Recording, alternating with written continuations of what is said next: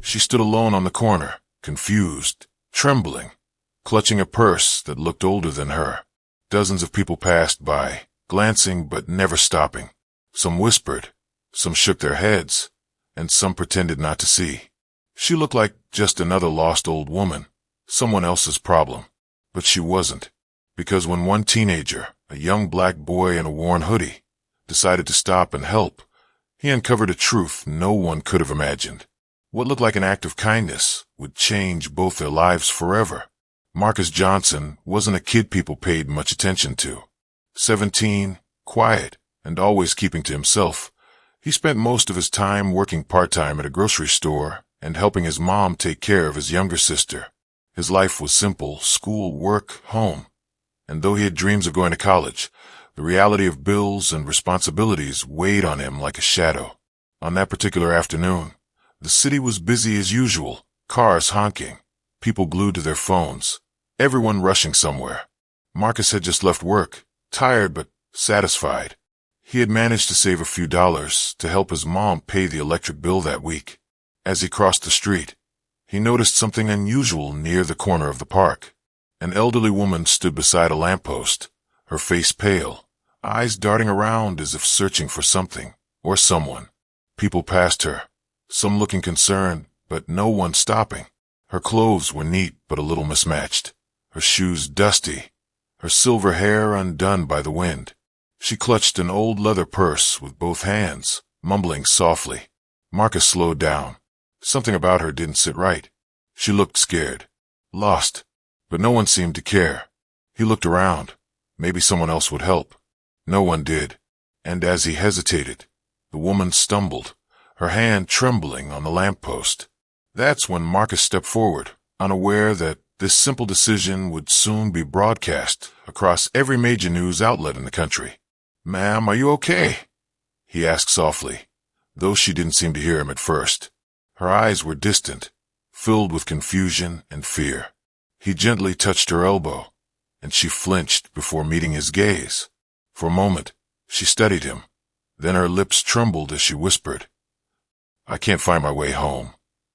Marcus could have walked away. He could have shrugged and told her to wait for someone else. But he didn't. He offered her his arm, and she held onto it like a lifeline. Together, they began walking slowly. Marcus asking gentle questions, her name, where she lived, who she was with, but her answers came in fragments. As they moved down the street, people stared. A few even muttered under their breath, some suspicious, some judgmental. A young black teenager walking arm in arm with an elderly white woman drew the kind of attention Marcus wished it wouldn't. At one point, a bystander called out, "Hey kid, you okay with her?" The tone wasn't concern, it was accusation. Marcus ignored it and kept walking, shielding her from the noise. He knew what it looked like, but he also knew she needed help more than he needed approval. Eventually, they reached a small bench near a cafe. Marcus helped her sit and offered to buy her some water. When he stepped inside the cafe, he could feel the eyes on him again, whispers, stares, assumptions. But he didn't care. When he returned, the woman looked up with tears in her eyes. "You're so kind," she said faintly. Everyone else just walked by. As she sipped the water, Marcus noticed something odd about her purse, a monogram tag with gold initials CMC. He didn't think much of it until a police car slowly rolled up. The officers stepped out cautiously. "Is everything all right here?" one asked, eyes narrowing as they looked at Marcus. Before he could speak, the old woman's frail voice broke through. "He helped me. He found me." That changed everything. The officers relaxed, and one of them nodded. "Ma'am, your family's been looking everywhere for you." Her family. Marcus turned to her, puzzled. She smiled weakly. "I got lost," she said, "but this young man, he saved me." Moments later, a black SUV pulled up, and a well-dressed man and woman rushed out. They embraced the old woman in tears. "Mother. Oh, thank God." Marcus stepped back quietly, ready to disappear into the background again, until the man turned to him. "You helped her?" he asked, astonished. Marcus nodded humbly. I just didn't want her to be alone. The man shook his hand firmly. Son, you have no idea who you just helped. That night, Marcus sat at home, not thinking much of what had happened. Helping her felt like the right thing to do, not something special. But the next morning, everything changed. His phone was blowing up.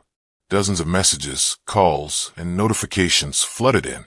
His mom rushed into the room, holding her phone. Marcus, she said, eyes wide. You're on the news. There he was, his picture, taken by a bystander, walking with the elderly woman hand in hand. The headline read, Local teen helps lost elderly woman. Turns out she's billionaire Evelyn McCarthy. Marcus's jaw dropped.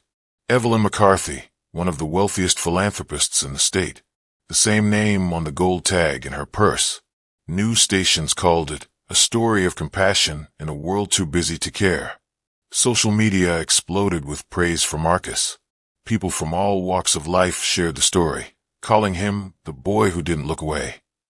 But what shocked everyone most wasn't the viral fame. It was what happened next. A few days later, a sleek car pulled up outside Marcus's small apartment building.